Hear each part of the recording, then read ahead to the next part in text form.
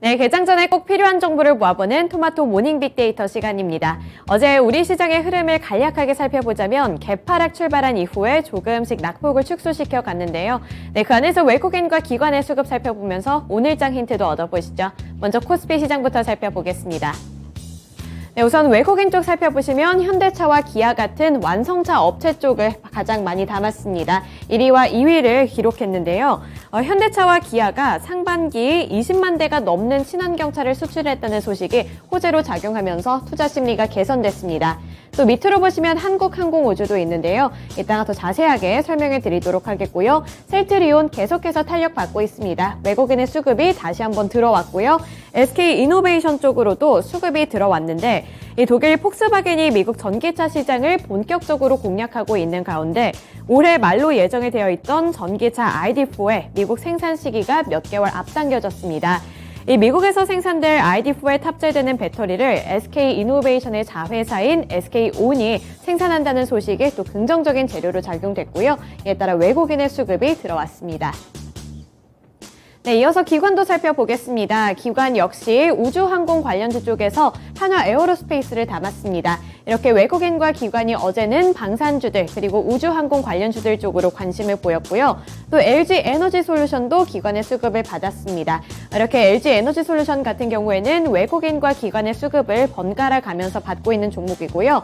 최근에 2차 전지 관련주들 그리고 폐배터리 관련주들이 주목받고 있는 가운데 LG 에너지솔루션 같은 경우에도 7월 말에 배터리 재활용 관련한 합작법인을 설립한다고 전한 바 있죠. 네, 이러한 소식이 이번에 또 지속이 됐습니다. 셀트리온 동반 매수한 종목이고요. SK이노베이션까지도 함께 매수했습니다. 그리고 어제는 신재생 에너지 관련주들이 부각받은 가운데 코스피 시장에서는 대표적으로 한화솔루션을 기관이 가장 많이 매수했습니다.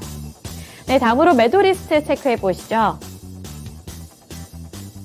네, 매도리스트 체크해보시면 외국인은 네이버를 가장 많이 팔았습니다. 어제 네이버 주가 흐름 체크해보시더라도 3% 넘게 밀렸는데요. 이 5일에 네이버가 다소 아쉬운 성적을 발표를 했습니다.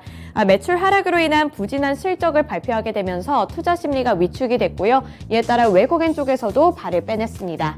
또 SK하이닉스, 삼성전자처럼 반도체 투톱 역시 투자 심리가 위축이 됐는데요. 미국과 중국의 갈등 상황이 지속됨에 따라 이 반도체 업체들이 좀 타격을 받고 있는 분위기입니다. 이 반도체 동맹인 치프와 관련해서 SK하이닉스 그리고 삼성전자도 압박을 피해가지 못할 것이라는 분석이 작용되면서 이렇게 매도 심리가 작용이 됐고요. 밑으로 LG전자 그리고 삼성전자 우선주까지도 외국인의 수급이 빠져나갔습니다. 네, 이어서 기관도 보겠습니다. 기관 마찬가지로 삼성전자, SK하이닉스 매도했고요. 네이버 쪽에서도 기관의 수급 역시 빠져나갔습니다. 삼성전기, 현대차 쪽에서도 기관이 발을 빼내면서 수익 실현에 나섰습니다. 네, 다음으로 특징주 살펴보시죠. 한국항공우주와 한화에어로스페이스입니다. 우주산업 경쟁력 강화 기대감에 상승세를 나타냈는데요.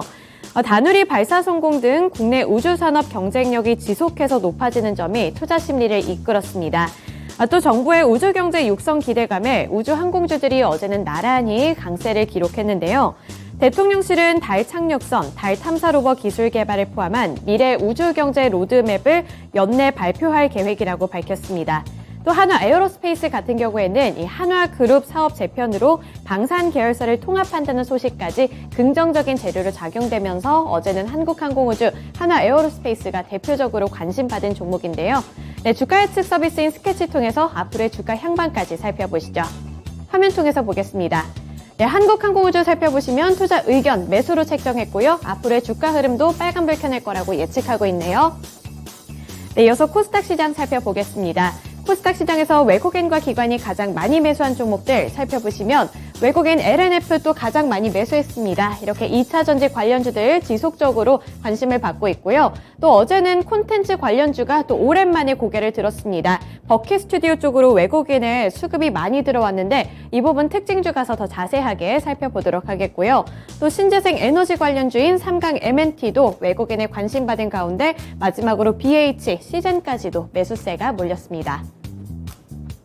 네, 기관도 보겠습니다. 셀트리온 그룹주 관련해서 셀트리온의 주가 흐름에 따라 함께 동반적으로 탄력받고 있는 종목 셀트리온 헬스케어가 있고요. 또 어제는 엔터주 쪽으로 기관의 수급이 많이 들어왔습니다. 대표적으로 SM 그리고 JYP 엔터테인먼트가 있는데요.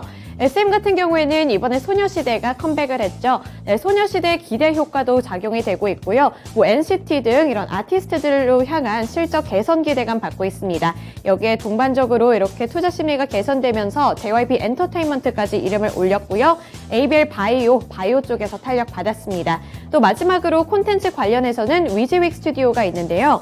이 위즈윅 스튜디오 같은 경우에는 한산 용해 출연 흥행 소식에 따라서 상승세를 나타냈는데 그 효과가 어제까지도 지속되면서 기관의 수급이 유입됐습니다. 네, 이어서 매도 리스트로 넘어가 보시죠. 외국인은 셀트리온 헬스케어를 가장 많이 팔았습니다. 그리고 두 번째로는 동진세미캠을 팔았는데요.